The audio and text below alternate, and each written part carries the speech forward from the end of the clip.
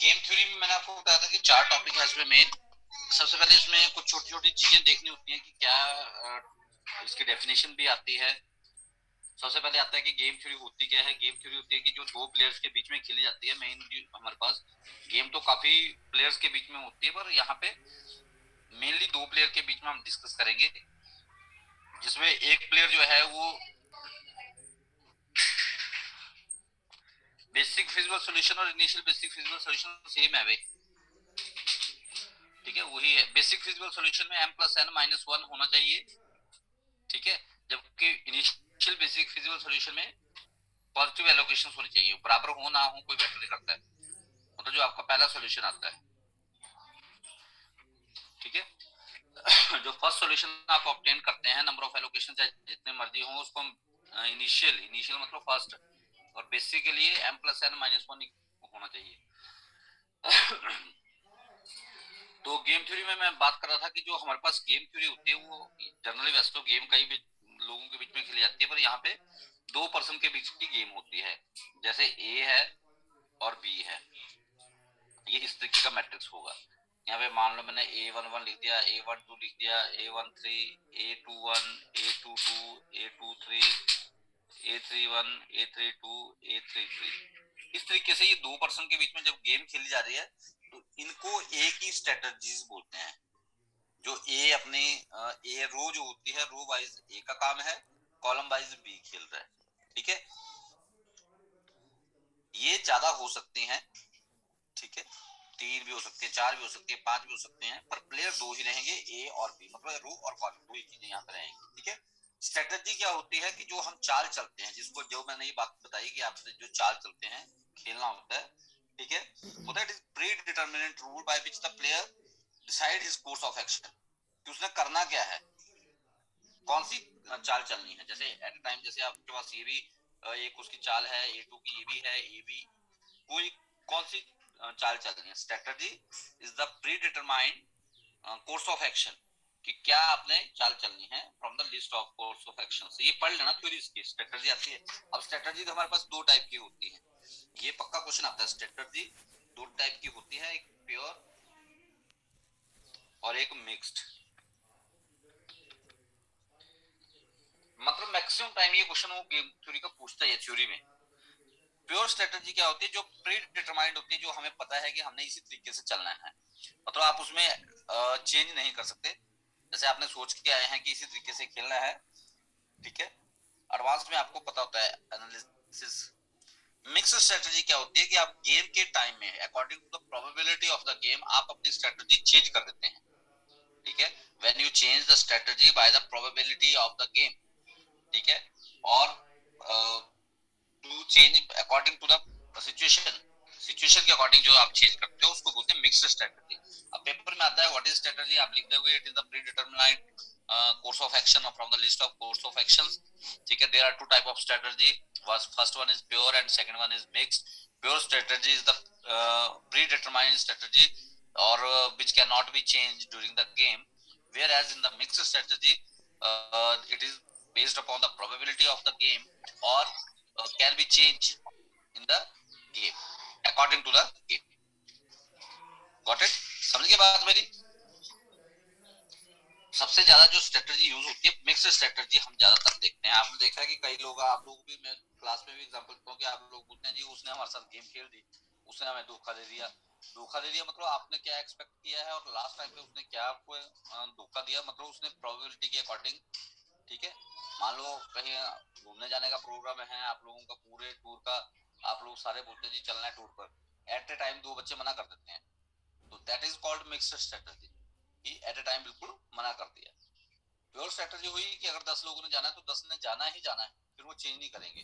That is called, आप जो organiser हैं, सपोज करो ऑर्गेनाइजर हैं, टूर ऑर्गेनाइज कर रहे हैं दो तीन लोग, उन्होंने जाना ही है, तो वो प्योर स्ट्रेटजी बेस्ड गेम। पर चले यानी हम अब प्योर स्ट्रेटजी के अंदर हमारे पास कौन कौन से मेथड आते हैं। एक ही मेथड फिलहाल इसमें आता है, max min min max principal. Max min min max principal एक ही मेथड प्योर स्ट्रेटजी के अंदर आता है, जबकि मिक्स्ड स्ट्रेटजी के अंदर ऑड मेथड, ठीक है। दूसरा इसमें डोमिनेंस मेथड, वो भी इसी का पार्ट है। Third one is graph method. ये 4 मेथड मैंने आपको कल बताए थे, तो ये इसी के अंदर आते हैं। प्योर के अंदर कौन से मेथड आ गए, max min min max mix. आप ये भी वहां पे मेंशन कर सकते हो, थ्योरी अगर 7 नंबर की आई है तो ये सारी चीजें आप लिख सकते हो, आप एग्जांपल भी दे सकते हो उसमें। क्लियर होगी बात। ऑप्टिमल स्ट्रेटजी क्या होती है, जिसमें आपको मैक्सिमम प्रॉफिट होता है। ऑप्टिमम मतलब होता है मतलब फाइनल। जैसे आपने मैक्सिमाइजेशन लिखा है तो मैक्सिमम प्रॉफिट होना चाहिए, मिनिमाइजेशन लॉस लिखा है तो मिनिमम लॉस होना चाहिए। That is called optimal strategy. And last one is that is the most important which can be in your 2 marks question, settle point. What is settle point? Settle point होता है कि पे of matrix, ये जो matrix है इसी के अंदर का एक ऐसा पॉइंट जहां पे मैक्स मिन और मिन मैक्स बराबर होते हैं, ठीक है। Settle point is the point in the pay of matrix with in which the max min should equal to min max, that is called settle point, ठीक है। अब किसी भी गेम के अंदर ये सेटल पॉइंट हो भी सकता है, नहीं भी हो सकता है, ये भी बात ध्यान रखनी है। जरूरी नहीं कि हमेशा सेटल पॉइंट निकलेगा ही निकलेगा। सेटल पॉइंट पॉजिटिव भी हो सकता है, नेगेटिव भी हो सकता है, जीरो भी हो सकता है। समझ रहे हो बात? What is settle point? Settle point is the point is the value in the matrix given, मतलब जो आपका मैट्रिक्स दिया है, जो क्वेश्चन दिया है, उसी के बीच का एक पॉइंट है।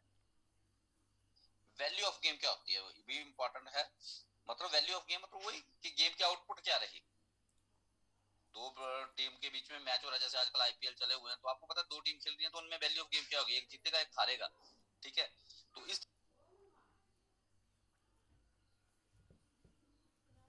फोन करते, तो ये सारी चीजें आपने पढ़ लेनी है। ये जो मैंने मेन बताई इनको आपने जरूर पढ़ लेना है कि पे ऑफ मैट्रिक्स क्या होता है, स्ट्रेटजी क्या होती है, प्योर स्ट्रेटजी क्या होती है, वैल्यू ऑफ गेम क्या होता है, ऑप्टिमल गेम क्या होता है। एक आती है इसमें फेयर गेम, ये भी बड़ी बार उसने पूछा है, फेयर गेम। फेयर गेम क्या होती है, जिसमें आपके पास नो लॉस नो प्रॉफिट हो, मतलब the loss of one is equal to profit of other, that is called fair game. No loss no profit.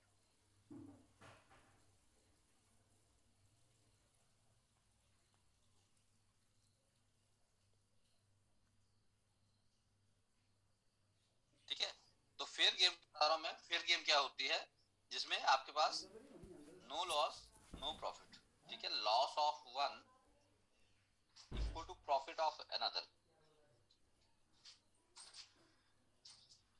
Value of game इसमें जीरो होती है। ये भी 2 नंबर का बड़ी बार क्वेश्चन आता है, वहां पे ऑप्शन दिया होता है उसने, फेयर गेम क्या होती है, पॉजिटिव नेगेटिव जीरो, तो आपने जीरो पे टिक लगाना है।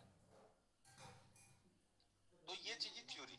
अब इसमें कोई डाउट किसी को बोले, थ्योरी से रिलेटेड 2% जीरो सम गेम, हाँ ये भी बड़ी बार पूछा था, 2% जीरो सम गेम। देखिए नाम से क्लियर हो रहा है, ये भी बड़ा इस बार एमएससी के पेपर में आया था क्वेश्चन 7 नंबर का, 2% जीरो सम गेम। तो क्लियर हो रहा है कि game which is played between the 2 person, देखिए 2% मतलब 2 पर्सन के बीच में खेली जा रही है। The game which is played between the 2 person, zero sum, zero sum का मतलब हुआ जिसका टोटल जीरो है, in such a way that it will be a fair game, that is the loss of one is equal to the profit of another. देखो यहीं से definition बन गई। 2% 2 पर्सन के बीच में जीरो सम मतलब जीरो आंसर आना चाहिए उसका, that is fair game. Clear है जी? अब कोई डाउट किसी को? बोले शाबाश। कोई डाउट है किसी को, पूछना है कुछ थ्योरी से, फिर मैं आगे क्वेश्चन पे चलूं। बोला करो, टाइम ऐसे हो जाता है आपको पूछ पूछ के ही।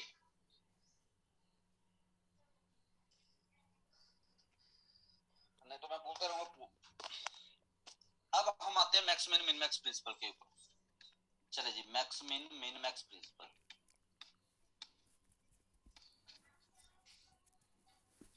हाँ, max min min max principal, हम इसको सैडल पॉइंट गेम भी बोलते हैं, सैडल पॉइंट गेम।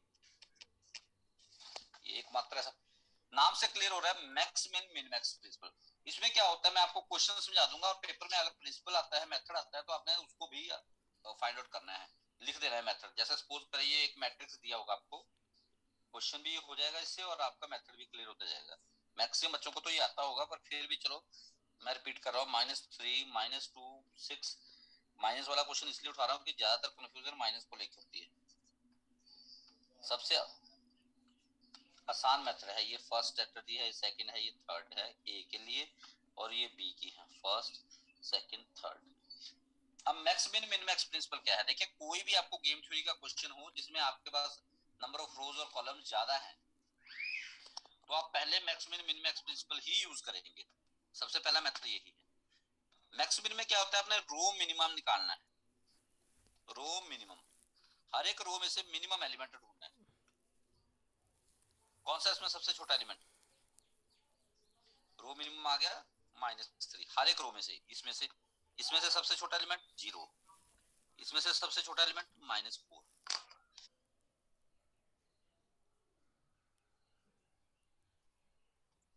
ठीक है, ये आ गया आपका रो मिनिमम। उसके बाद कॉलम मैक्सिमम। कॉलम मैक्सिमम थोड़ा सा मार्कर मोटा है, इसीलिए थोड़ा लिखा नहीं जा रहा ढंग से, पर आपने फिर भी समझना है। कॉलम मैक्सिमम, कॉलम में से मैक्सिमम निकालना है जो बड़ा होता है कॉलम में। 5, इसमें 0, इसमें 6। ये क्लियर है बात? रो मिनिमम, कॉलम मैक्सिमम। अब ये जो मिनिमम निकाले हैं, इनमें से मैक्सिमम निकालना है। मैक्सिमम निकालना है कहां से? मिनिमम में से। मैक्सिमम निकालना है जो इनके तो ये 0 है। इसमें मिनी मैक्स निकालना है। आपने मैक्सिमम लिया, उसमें मिनिमम कौन सा है? 0। तो अगर दोनों का आंसर सेम आ गया तो it means this is saddle point. This is called saddle point. अब ये 0 आ रहा है ना, तो आप यहाँ पे लोकेट कर सकते हो कि ये 0 कहां से आया जी हमारा। देखो, यहाँ से भी 0 है, यहाँ से भी 0, मतलब ये वाला, इसको आप ऐसे बॉक्स लगा के बता सकते हो कि ये हमारा पॉइंट हुआ। तो देयरफॉर सैडल पॉइंट आपका आ गया। इसकी वैल्यू ऑफ गेम भी 0 हुई, सैडल पॉइंट आ गया 0। वैल्यू ऑफ गेम अगर आप लिखोगे तो वो भी 0 हुई। और इन्होंने स्ट्रेटजी कौन सी चली इसके लिए? स्ट्रेटजी कौन सी चली? जो ए था, ए का देखो सेकंड, ए की सेकंड बात में आ रहा है, और बी के कौन से में आ रहा है? सेकंड का। तो ये सारा आपने लिखना होता है ऐसे, ए सेकंड कॉमा बी सेकंड। तो this is called max min min max principal. कोई दिक्कत? हाँ, ये 2% जीरो सम गेम आप बोल सकते हैं, क्योंकि इसमें वैल्यू 0 दी थी यहाँ पर ये 2% जीरो सम गेम नहीं है, या 0 वैल्यू आई, तो इसको आप बोल सकते हो। हालांकि यहाँ पे कोई और एलिमेंट होता, 1 2 3 होता, तो ये 0 नहीं आता। इसका सेटल पॉइंट ही 0 आ गया ना।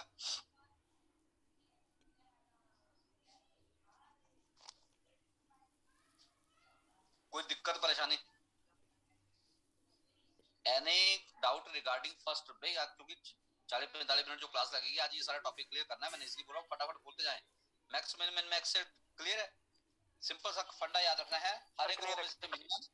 हाँ जी, किसने पूछा स्ट्रेटजी क्या? अच्छा, कोई क्वेश्चन अभी मैंने देखा नहीं, स्ट्रेटजी क्या है, किसने पूछा ये? भाई स्ट्रेटजी, ये प्योर स्ट्रेटजी मेथड है। आपको मैं 2 बार बता चुका हूँ कि प्योर स्ट्रेटजी मेथड है। प्योर स्ट्रेटजी मतलब आपको देखो कैसे पता लग रहा है। हमें पता है कि हर एक रो में से मिनिमम निकालना है, सभी ने यही काम करना है। हर एक कॉलम में से मैक्सिमम निकालना है, दैट इज प्योर स्ट्रेटजी। कोई चेंज नहीं कर रहे हैं हम इन क्वेश्चंस के लिए। कोई मैं चेंज थोड़ी कर रहा हूँ कि एक में से रो निकाल रहा हूँ, मिनिमम निकाल रहा हूँ, दूसरे में से कॉलम, जहां मुझे लग रहा है वैसा कर रहा हूँ। बात ना, कोई मैंने चेंज नहीं किया। आप लोगों को मैं बोलूंगा मैक्स मिन मिन मैक्स से क्वेश्चन करो, तो आप ऐसे ही करोगे, हर एक रो में से मिनिमम निकालोगे, हर एक कॉलम में से मैक्सिमम निकालोगे। एक तरीका है ये। So this is called pure strategy method. कोई आप चेंज नहीं करोगे, ठीक है? ओहो, स्क्रीनशॉट नहीं लिया मैंने इसका, पर चलो।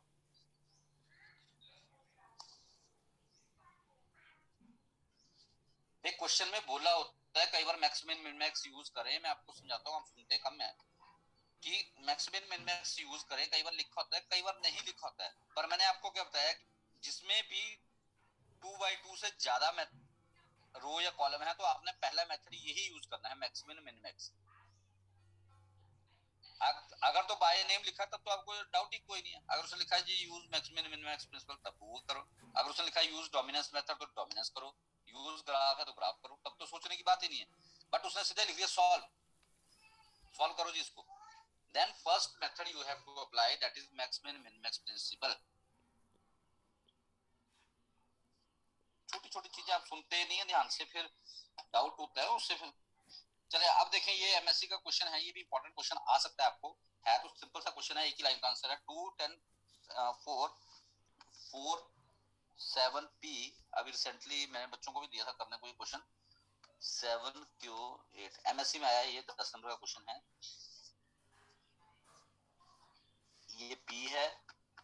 पे क्यू है।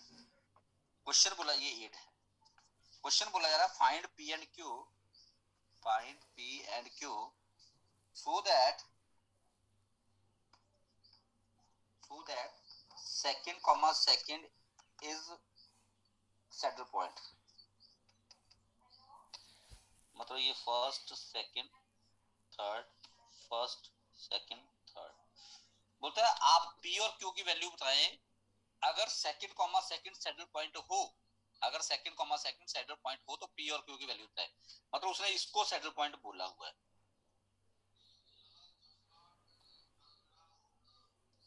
ठीक है।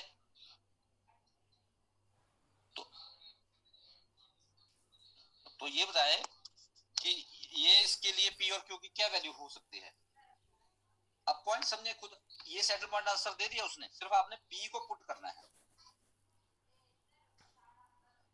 अब यहाँ पे देखिए पी कितना हो सकता है, क्योंकि हम इसमें से मैक्सिमम वैल्यू निकालते हैं, कॉलम में से मैक्सिमम वैल्यू निकालते हैं।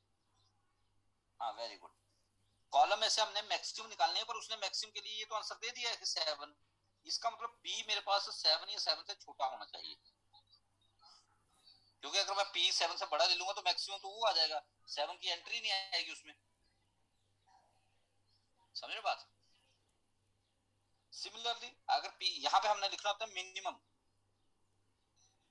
क्यू जो है वो मिनिमम लेना है, तो अगर 7 मिनिमम हुआ तो क्यू को 7 से बड़ा ही होना पड़ेगा। देखो इतना सा आंसर है ये, 10 नंबर का क्वेश्चन एमएससी में पूछा है। अब आप लोग सोच रहे होंगे कि उसमें लिखना क्या है 10 नंबर के लिए, भाई आप थोड़ा सा इसको बढ़ा चढ़ा के लिख दो। Since second comma second is the saddle point therefore 7 will be its value of game, for that we take maximum in column, so we have p less than equal to 7। बस इस तरीके से लिख दो, 2-4 लाइन बना के, नहीं भी लिखना है तब भी नंबर मिल जाएंगे। तो ये क्वेश्चन जरूर पढ़ के जाए, आ सकता है ये क्वेश्चन, ठीक है। Positive negative. अब आते हैं जी हम दूसरे मेथड की तरफ। अब हमारे पास चले mixed strategy method. Mixed strategy method, इसमें सबसे पहले एक मेथड आता है 2x2 method, 2x2 method, also known as odd method. 2x2 method का बड़ा मतलब क्लियर है कि 2 ही रो होनी चाहिए, 2 ही कॉलम होनी चाहिए, मतलब स्क्वायर मैट्रिक्स है। वेरी गुड, 100 पार्टिसिपेंट आ गए हैं, वेरी गुड, लगभग सभी बच्चों ने ज्वाइन कर लिया है। 2x2 मेथड, 2x2 मेथड का मतलब हुआ जिसमें 2 पर्सन होंगे और 2 ही आपके पास रो होंगी, 2 ही कॉलम होंगे। जैसे सपोज करें ये फर्स्ट रो है, ये सेकंड है, ये फर्स्ट है, ये सेकंड है, ये ए है, ये बी है, ये सी है, ये डी, ऐसा इस टाइप की गेम होगी। और ये भी आता है कई बार पेपर सेटर, इतना मतलब गेम थ्योरी में बड़े आसान आसान क्वेश्चन डालते हैं वो, बाकी आपकी किस्मत है, ठीक है। इसमें नंबर आप देखो, इसमें कोई बोले जी max min min max principal लगाना है तो लगा भी सकते हैं, पर जब आपको 2x2 मेथड दिया तो no need to write max min min max principle, direct odd method लगाए। इसमें हम क्या करते हैं, हाउ टू सॉल्व इट। सबसे पहले इन दोनों को माइनस करना है, a माइनस बी, और इसको इस रो के सामने लिखना है, दूसरे वाले के माइनस ऊपर कर रहे हो, लिख रहे इसके सामने, neglecting minus sign, neglecting minus sign. अगर माइनस में भी आती है वैल्यू तो कोई दिक्कत नहीं, आपने माइनस में नहीं लिखनी है, इसको हटा देता हूं मैं, 2x2 कंफ्यूज हो रहा है, a माइनस बी लिख दिया। सिमिलरली c माइनस डी करेंगे, उसको यहां लिखेंगे, a माइनस बी को इसके सामने, c माइनस डी को इसके सामने। Similarly column wise a minus C करोगे वो दूसरे कॉलम के सामने लिखोगे, b माइनस डी, इसमें यही गलती होती है भाई। और ये मेथड अब आपको आना ही चाहिए, क्योंकि मिक्स स्ट्रेटजी के जो भी मेथड करोगे उसमें ये यूज होगा ही होगा। फिर आपने क्या करना है, इनका टोटल करना है, इनका टोटल करना है, दोनों तरफ से टोटल बराबर आना चाहिए, इसका टोटल या फिर ये जो हमने बाकी प्लस किए इनका टोटल बराबर आना चाहिए। ये दोनों टोटल अगर बराबर नहीं आ रहे तो आपने गलती कर दी है, समझ लो बात। इन दोनों को प्लस करो, इन दोनों को प्लस करो। अब वैल्यू ऑफ गेम, जिसको हम v से डिनोट करते हैं, वैल्यू ऑफ गेम कैसे निकलती है इसमें, वैल्यू ऑफ गेम ये भी बड़ा कंफ्यूज करता है बच्चों को।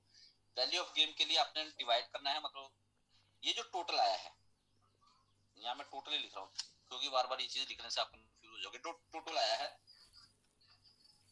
फिर आपने ये वाला देखो, यहां से ध्यान रखना है, इसको इसके साथ मल्टीप्लाई करना है, a को c माइनस डी के साथ मल्टीप्लाई करना है, ये वाला, इसको नहीं करना b को, ए वाले को सी माइनस टी के साथ प्लस सी वाले को ए माइनस बी के साथ। This is called odd method. Paper में आ सकता है what is odd method, explain it. तो आपने ये एक्सप्लेन करना है जो मैंने लिख दिया। अब इसको आप थोड़ा सा लैंग्वेज में बढ़ा चढ़ा के लिख दोगे तो आ जाएगा। बोले जी कोई दिक्कत परेशानी? This is called saddle point, odd method without saddle point. बोले बुक्स में थोड़ा सा इसको बड़ा डिटेल में लिख दिया है, आपने डिटेल में नहीं लिखना है। कोई डाउट है या पूछे? और इसका क्वेश्चन भी उसने हर बार पूछा है। कहां से शुरू से ही करना रिपीट? देखिए 2x2 मेथड, 2x2 मेथड होता है जिसमें हमें 2 रोज होती हैं, 2 कॉलम होते हैं, ज्यादा नहीं होंगे। ठीक है, एग्जांपल भी मैं साथ में आपको दे देता हूँ एक। जैसे मैंने लिख दिया 2 5 7 3।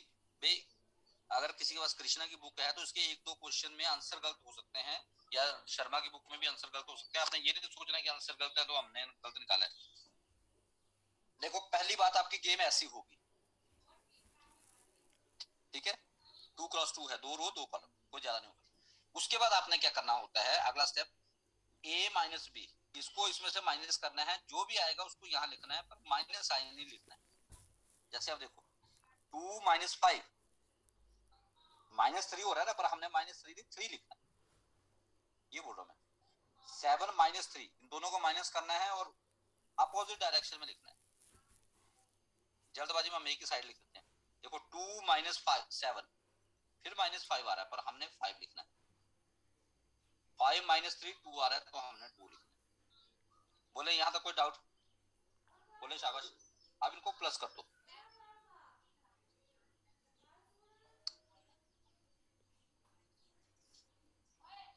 ठीक है, 7 आ गया। क्लियर बात?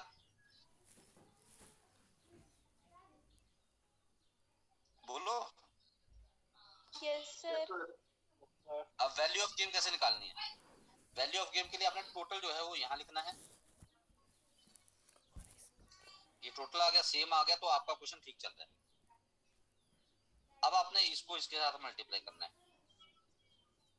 2 इंटू 4, इसको इसके साथ मैं एरो भी लगा रहा हूँ, और 7 इंटू 3 प्लस, या प्लस लगाना है। अगर यहाँ कोई माइनस साइन है तो उसको कंसीडर करना है, अंदर वाले को कंसीडर करना है, बाहर वाले जो आप लिख रहे हो उसको नहीं कंसीडर करना। तो ये आ गया मेरे पास 29/7। This is value of game. ठीक है, अब मैं देख रहा हूँ बुक में शायद इसको 6 लिख दिया हुआ है, जबकि 7 बन रहा है टोटल, के 6 बन रहा है? सर 7 बन रहा था। हाँ ये ठीक कर दिया है, नहीं बुक्स में, पुरानी बुक है मेरे पास, उसमें शायद देख रहा हूँ मैं, उसमें गलत लिखा है। तो ये 29.7 आपका वैल्यू ऑफ गेम आ गई। It may be 0, it may be negative, it may be positive, कुछ भी हो सकती है ये। ठीक है, अब इसकी स्ट्रेटेजी क्या हुई? स्ट्रेटेजीज क्या हुई जो जो आपने चली है? जैसे ये प्रोबेबिलिटी बोलते हैं इसको, 4.7 3.7, ये ए के लिए आ गया। 4.7 3.7, क्योंकि ये ए के लिए है, ए की स्ट्रेटेजी है। और बी के लिए ये भी लिखनी होती है। बी की क्या है? 2 अपॉन टोटल 7 5.7। और जब आप आंसर चेक करें तो इनको भी प्लस करके देख लें कि ये 1 आ रहा है कि नहीं आ रहा है। ए का टोटल 1 आ रहा है या नहीं आ रहा है, बी का टोटल 1 आ रहा है या नहीं आ रहा है। This is called odd method.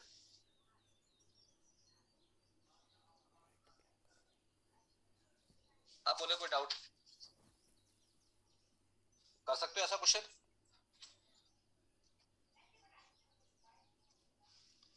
तो ऐसे क्वेश्चन बुक में, अगर आप लोगों के पास बुक है तो उसमें हेड और टेल वाले ऐसे क्वेश्चन हैं जो स्टेटमेंट वाइज है, हमको थोड़ा सा पढ़ लें। क्लास में तो मैंने करवा दिया है, पर बाकी बच्चों को पता नहीं, और जो है कुल्लू या देहरी वाले, उनको पता नहीं हुआ है। तो स्टेटमेंट वाले क्वेश्चन भी पढ़ लें, क्योंकि ज्यादातर स्टेटमेंट वाले क्वेश्चन डाल रहा है।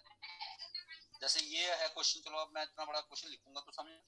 तो suppose that in a game of matching point with 2 players, मैं थोड़ा सा शॉर्टकट लिख रहा हूँ, 1 player win 2 rupees when 2 head comes, when 2 head comes, बोलता है जब 2 हेड आएंगे तो 2 रुपए जीतेगा एक प्लेयर, ठीक है, and get nothing when 2 tails, nothing, shortcut लिख रहा हूं मैं इसको, नथिंग व्हेन 2 टेल्स, जब 2 टेल आते हैं तो कुछ भी नहीं मिलेगा उसको, and when ₹1 when 1 head 1 tail, ये स्टेटमेंट दी है उसने। तो बोलता उसकी वैल्यू ऑफ गेम क्या होगी, क्वेश्चन को समझे। बोलता कोई प्लेयर 2 रुपए जीतेगा अगर 2 हेड आते हैं, वो उसको कुछ नहीं मिलेगा अगर 2 टेल आते हैं, और अगर एक हेड एक टेल आ गया तो उसको 1 रुपया मिल जाएगा। तो फटाफट टेबल बनाए, क्योंकि 2x2 का है, head tail head tail, head tail head tail की बात कर रहा है वो। अब बोल रहा है जी हेड और हेड आएगा, जब 2 हेड आएगा तो उसको 2 रुपए मिलेंगे। जब टेल और टेल आएगा, टेल और टेल वाली सिचुएशन कहां हुई, यहां पर हुई, हेड टेल है ना, समझ रहे बात।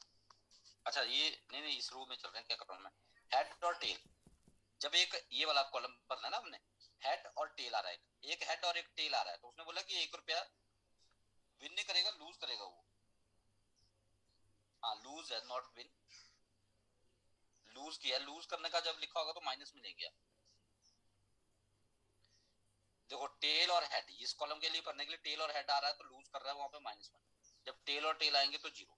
दिस इज अ मैट्रिक्स, और आगे आप इसको कंप्लीट कर सकते हो। बोले कोई डाउट, जब लूज लिखा होगा तो माइनस करना है, जब विन लिखा होगा तो प्लस में लिखना है। अब कर लोगे ना इस क्वेश्चन को, एक और अब देखो हम कोई क्वेश्चन आप बुक में देख लेना, 3-4 क्वेश्चन है ऐसे, करवा कर लोगे आप, क्योंकि स्टेटमेंट्स ज्यादा है इसमें, मुझे दिख नहीं रहा कोई क्वेश्चन ऐसा। हाँ एक और भी है, चलो टेबल रिपीट जैसे अगला क्वेश्चन देखते हैं, 2 क्वेश्चन हो जाएंगे। बोलता है if a game of matching coins when 2 players A and B, player A win ₹1 if there are 2 heads. देखो शॉर्टकट लिख रहा हूं, ₹1 विन करेगा, ₹1 विन करेगा व्हेन 2 हेड्स, जब 2 हेड होंगे, एंड ₹1 इफ 2 टेल्स, ₹1 भी विन करेगा व्हेन 2 टेल्स होंगे, जब 2 टेल आ जाएंगे तो ₹1 विन कर जाएगा। Loses 3 when there are 1 head and 1 tail. देखो 40 मिनट हो गए, ज्वाइन कर लेना। अब लूज करेगा ₹3 व्हेन 1 हेड 1 टेल।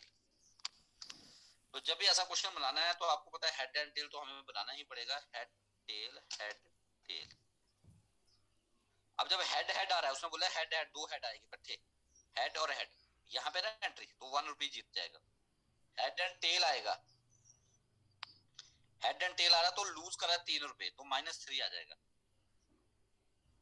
टेल और हेड मतलब वही आ गया, एक हेड एक टेल, तो यहाँ लूज कर रहा है -3। टेल और टेल आ रहे हैं तो उसने बोला कि 1 जीतेगा।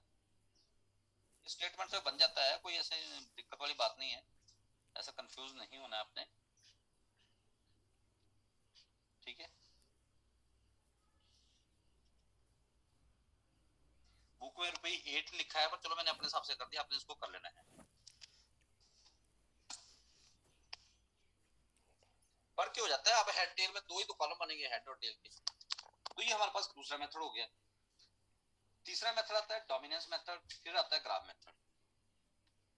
डोमिनेंस वैसे आप यहां तक भी पढ़ लेंगे तो भी आपका क्वेश्चन कंप्लीट हो जाएगा, पर चले अपनी सेफ साइड पे। डोमिनेंस मेथड नाम से क्लियर है, डोमिनेंस मेथड ये कब यूज होता है, जब max min min max principal fail हो जाता है, max min min max principal fail हो जाता है,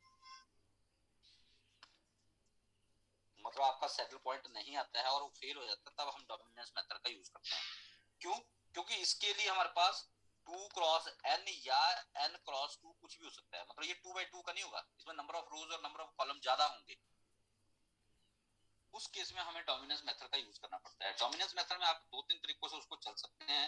आपने डोमिनेट करना होता है कि क्या है, जैसे एक क्वेश्चन है, ये ही बार बार पूछा जा रहा है, जैसे 5 20 -10 10 6 2 20 15 18। अब क्वेश्चन में लिखा होगा यूज डोमिनेंस मेथड, अगर नहीं लिखा है तो मैंने आपको बताया कि max min min max principal लगाना है। चले पहले max min min max principal से देखते हैं।